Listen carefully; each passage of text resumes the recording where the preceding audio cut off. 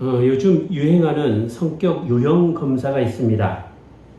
일명 MBTI라고 하는데 사람의 유형을 네 가지로 나누었죠. 내향과 외향, 그리고 감각과 직관, 사고와 감정, 그리고 판단과 인식이라는 차원을 추가해서 사람의 유형을 나누게 되었습니다. 물론 이런 유형의 검사가 완벽한 것은 아니지만 대체로 자신이 어떤 성격의 소유자인가를 알아볼 수 있는 자료로 사용되기도 합니다. 성경 속 인물 가운데 저에게 가장 가까운 그 성격의 인물을 찾아보니까 마리아와 사도 바울이 나왔습니다.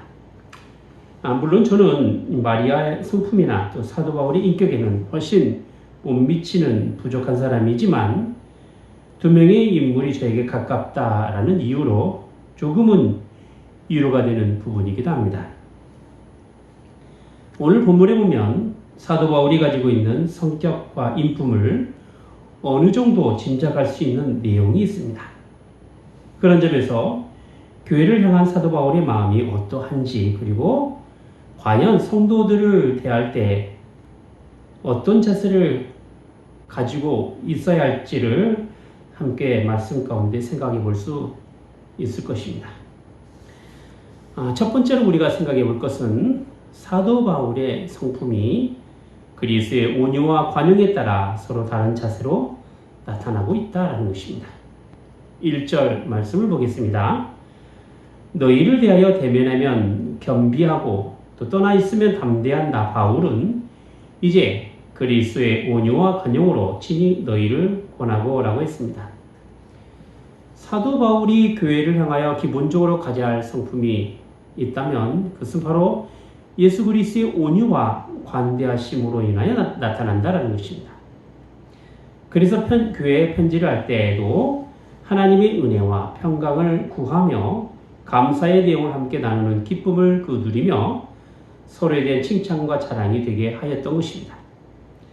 사도 바울이 여러 교회에 보낸 서신서를 보면 복음의 진리와 함께 교회 안에서 예수 그리스도의 겸손을 배우기를 권면하였고 무릇 성도라고 한다면 그리스도의 성품을 닮아가야 함을 가르쳤던 것입니다. 그리고 이러한 가르침은 사도 바울이 복음의 선행을 통하여 모범을 친히 보임으로써 그가 가지고 있는 권위로 권면할 수 있었던 것입니다. 하지만 이러한 그리스도의 온유와 관용이 모든 면에서 착해야 한다라는 개념을 이야기하고 있지는 않습니다. 사도 바울은 고린도 교회를 향하여 그리스도의 온유와 관용으로 권면하면서 그들에 대한 사도 바울의 두 가지 다른 자세에 대해서 또한 언급하고 있습니다. 하나는 함께 있을 때의 겸비함과 또 다른 하나는 떠나 있을 때의 담대함입니다. 그러니까 함께 있을 때에는 한없이 부드럽고 겸손함의 모습으로 있다가 떠나 있으면 강경한 모습을 가지고 있다는 것이죠. 물론 이러한 서로 다른 자세는 사도 바울의 개인적인 의견이 아니라 교회 안에 있는 성도가 사도 바울과 함께 교회를 이뤄가면서 경험한 내용이 되기도 합니다. 그러면 함께 할 때 겸손하게 나타나는 것은 무엇이고 또 떠나 있을 때 담대하게 나타난 것은 과연 무엇인가 라는 점이죠. 그리고 이렇게 서로 다른 사도 바울의 겸손과 강경함의 자세가 어떻게 부딪히지 않고 그리스도의 온유와 관용을 가지고 권면할 수 있는가 하는 점입니다. 사도 바울이 교회 안에 있는 성도를 바라보면서 취할 입장은 분명했습니다. 그것은 바로 믿음에 따라 살아가려고 애를 쓰면서 신앙의 경주를 하려는 사람들을 향한 겸손한 자세입니다. 사도 바울은 서로 얼굴을 마주 대하면서 교회를 이뤄갈 때는 언제나 부드럽고 겸손한 자세를 잃지 않았습니다. 성도의 교제를 이뤄가는 일에는 각기 다른 형편과 처지에 있는 사람이기 때문에 스스로 낮은 자세를 가지고 있지 않게 된다면 서로 왕노릇하게 될 것이고 결국 교회는 세상의 자랑과 교만으로 가득 차게 될 것입니다. 교회에서의 신앙생활은 그리스도의 겸손을 배우는 것으로부터 시작하게 됩니다. 교회 안에서 그리스도의 마음을 가지고 살아가는 삶을 성경은 이렇게 표현하고 있지요.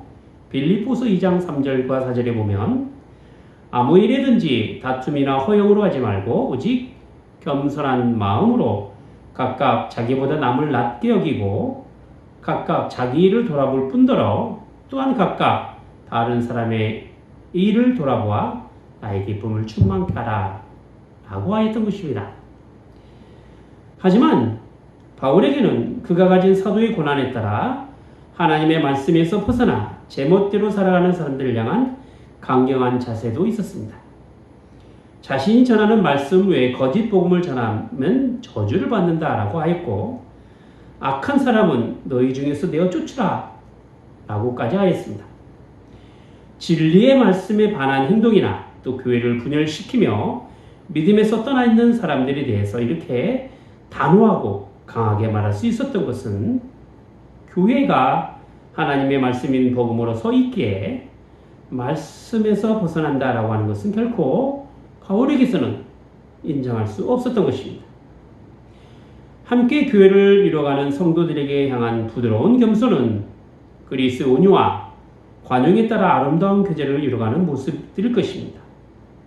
더불어 진리에서 벗어난 사람들을 향한 그 단호함에도 역시 그리스도의 올곧은 성품에 따른 사도 바울의 복음 사역이라 이렇게 말할 수 있을 것입니다.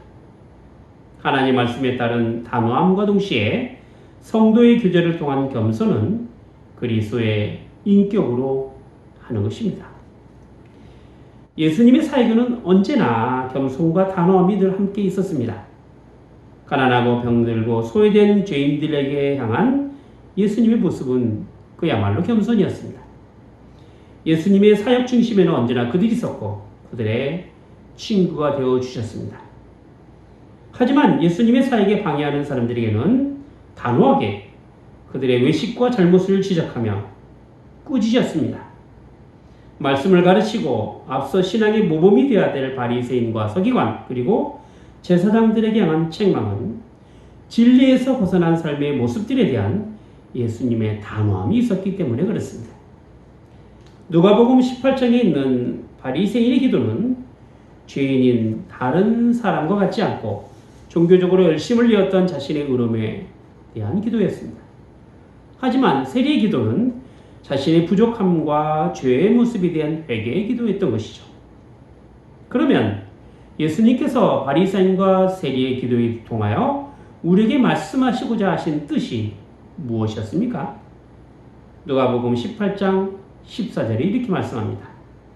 내가 너에게 이르노니 이 사람이 저보다 의롭다 하심을 받고 집에 내려갔느니라. 무릇 자기를 높이는 자는 낮아지고 자기를 낮추는 자는 높아지리라 하시니라. 예수님께서 베푸신 겸손은 그가 죄인이 아니기 때문이 아니라 하나님 앞에 죄인이라는 사실을 크게 인식하고 죄에 대한 회개와 더불어 낮아지는 삶을 통하여 나타나는 것입니다. 하지만 예수님께서 행하신 그 단호함은 그가 의인이 아니라서 그런 것이 아니라 스스로 우러워지며 자기를 높이는 삶으로 종교적인 만족을 누리며 살아왔던 그들의 외식과 잘못된 경건에 대한 질책이었던 것입니다. 예수님을 닮아가는 삶이란 예수님의 마음을 품는 것이죠. 빌립보서 2장 6절과 8절에 예수님의 마음에 대해서 이렇게 말씀하지 않습니까? 너희 안에 이 마음을 품으라 곧 그리스도 예수의 마음이니 그는 근본 하나님의 본체시나 하나님과 동등됨을 취할 것으로 여기지 아니하시고 오히려 자기를 비워 종의 형체를 가져 사람들과 같이 되었고 사람의 모양으로 나타나셨음에 자기를 낮추시고 죽기까지 복종하셨으니 곧 십자가에 죽으십니다. 친히 겸손의 모범으로 보이셨던 그 주님을 믿고 따라가는 사람이라고 한다면 우리 또한 그 낮아지심의 진리에 따라 겸손으로 나타나야 할 것입니다. 신앙이 자기중심적이면 언제나 이기적인 삶으로 나타나게 되어 있습니다. 그래서 말씀에 대한 해석도 자기 편의에 따라 하게 되어 절대 신앙생활을 통하여 손해나지 않도록 한다는 것이죠. 그러니 여기에는 겸손을 이야기하고 자신을 죽이고 복종시키는 삶으로 남을 향한 희생을 요구하게 된다면 절대 자기중심적인 신앙을 가진 사람은 할 수 없게 되는 것입니다. 그런데 성경에서 우리에게 늘 강조하고 있는 신앙은 늘 남을 향한 이타심의 방향으로 가고 있다는 것이죠. 여기에는 배려가 있고 존중이 있고 겸손이 있는 것입니다. 단순히 자신의 종교적 우위를 뽐내기 위한 경건의 차원에서의 가장된 겸손이 아니라 예수님처럼 죽기까지 복종하는 자세를 가지고 나타나는 겸손이 되는 것입니다. 그래서 신앙은 자기 중심이 아니라 오직 사랑이신 하나님 중심이 되는 것입니다. 참된 사랑이 되시는 하나님에게서 사랑을 배우고 사랑이 나타나는 것입니다. 그런 삶의 흔적이 자발적인 순종을 통하여 겸손하게 되는 것이죠. 두 번째로 우리가 생각해 볼 것은 사도 바울의 마음에는 교회를 영적 전투장으로 인식하고 있다는 것입니다. 3절과 4절입니다. 우리가 육체에 있어 행하나 육체대로 싸우지 아니하노니 우리의 싸우는 병기는 육체에 속한 것이 아니오 오직 하나님 앞에서 견관치를 파하는 강력이라. 여기서 말하는 육체란 인간의 몸 상태를 두고 말하기보다는 타락한 인간의 본성을 의미하고 있습니다. 그래서 자신의 죄된 본성에 따라 판단하고 결정하게 된다면 우리가 정작 지켜야 하고 믿어야 하는 신앙의 내용들이 죄의 영향력 아래 물들게 되어서 종교적 색채를 가진 거짓 복음으로 나타나게 되는 것입니다. 교회에 이단이 생기고 교회가 타락해진 그 이유가 과연 무엇입니까? 여기에는 세상의 기준에 따른 세속적인 판단과 인간의 이성에 기댄 인본주의가 진리를 훼손하고 어그러지게 만들기 때문에 그렇습니다. 아무리 과학적이고 논리적이라 할지라도 하나님 말씀 밖의 것이라고 한다면 그것은 우리 구원을 위한 복음이 될 수가 없는 것이죠. 우리가 참으로 조심해야 할 것이 있는데 그것은 바로 세상 논리와 시대적 흐름에 따른 사단의 교묘한 속임수입니다. 영적 분별이 없으면 우리는 이 세상의 통치와 권세에 따라 말씀에 따른 기준도 없이 이리저리 흔들리게 될 것입니다.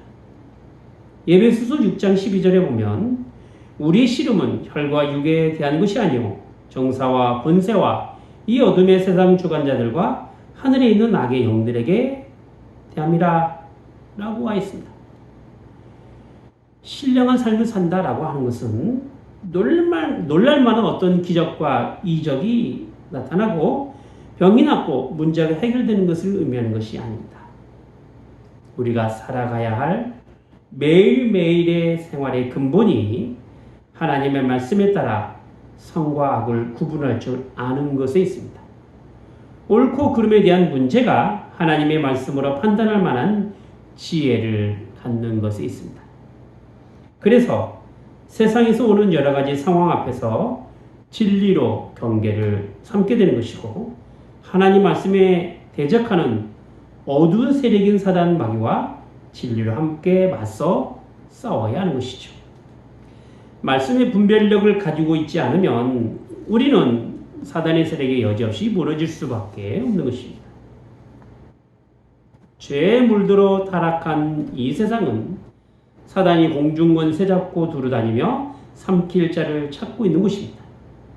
교회는 이러한 사단의 세력에 맞서 싸워야 하는 영적으로 전투하는 전투장이기도 합니다.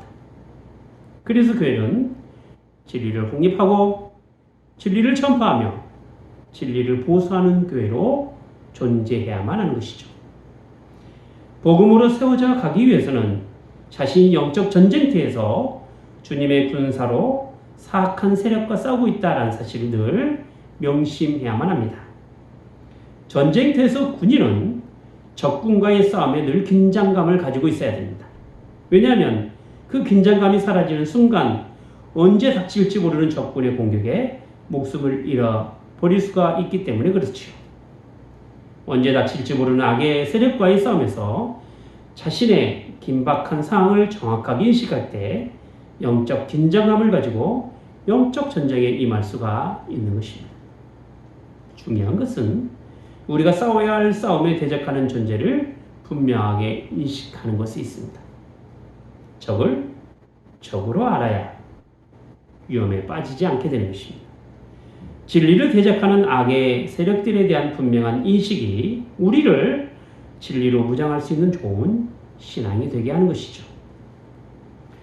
세 번째로 영적 전투에서 승리하기 위해서는 헛된 이론과 하나님을 대적하는 교만함을 무너뜨리고 결국 그리스도께 복종하는 것에 있다라는 것입니다.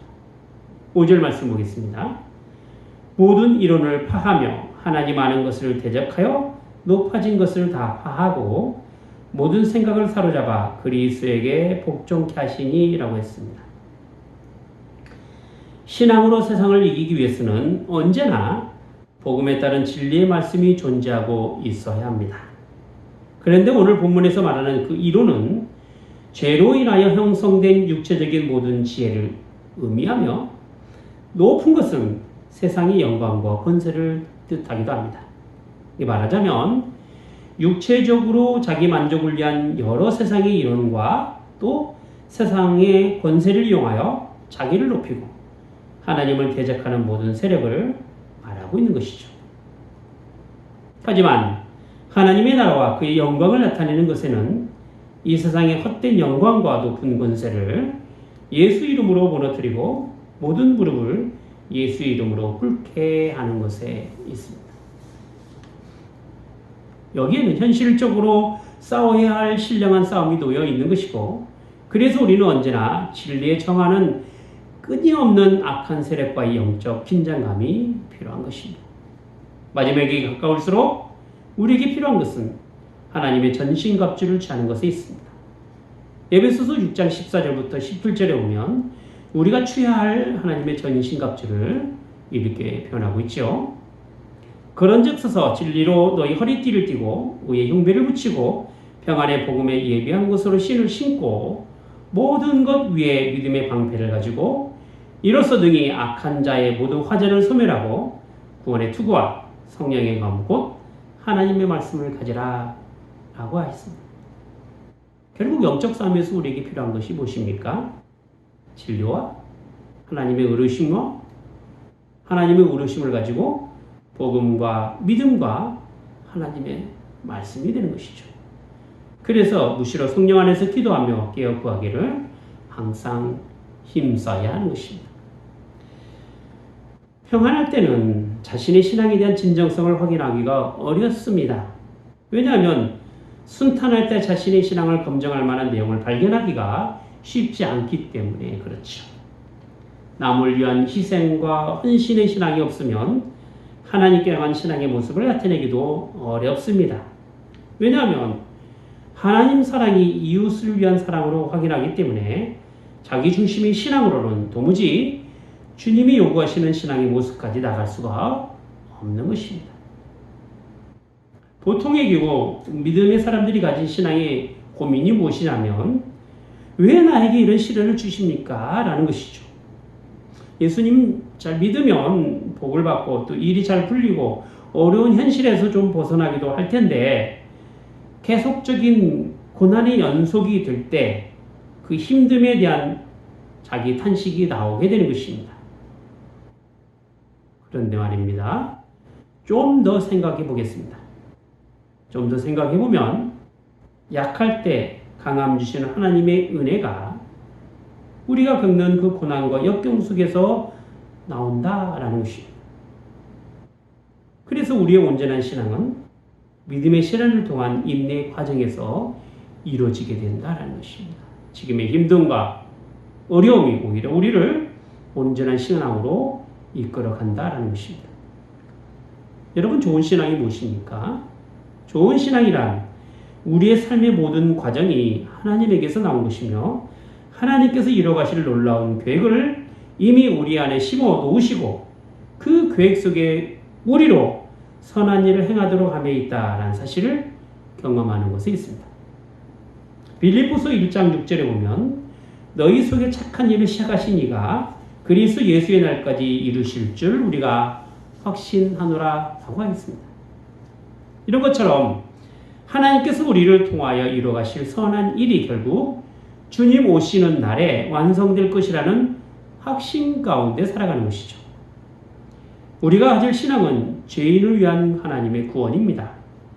그리고 우리가 가져야 할 신앙의 확신은 주님 오시는 그날에 이루어질 구원의 완성인 하나님의 나라입니다. 그래서 우리의 관심은 하나님 나라가 되는 것이고 우리 삶이 현재의 구원의 삶으로 나타내어야 하는 것이죠. 이것이 우리가 믿음으로 살아가야 할 궁극적인 이유가 되고 또한 목적이 되는 것입니다. 여기에 다른 이유가 있고 다른 목적이 있다고 한다면 그것은 세상 논리와 방법에 따라 살아가려는 우리의 욕심으로 인한 것뿐입니다. 죄로 물든 악한 세상은 우리가 구원에 이르지 못하도록 분명히 회방할 것입니다. 세상 논리에 따라 가진 그 권세와 그 영광이 오히려 복음을 훼손시키고 하나님을 대적하는 강력한 힘으로 나타나게 될 것입니다. 악하다라고 하는 것은 단순히 무섭고 강력해서 벌벌 떨게 만드는 요소만 있는 것은 분명히 아닙니다. 때로는 광명한 천사로 나타나기도 하고 그럴싸한 종교적인 형식으로 포장되기도 합니다. 그래서 데살로니가 전서 5장 22절에 보면 악은 모든 모양이라도 버리라 라고 했던 것입니다.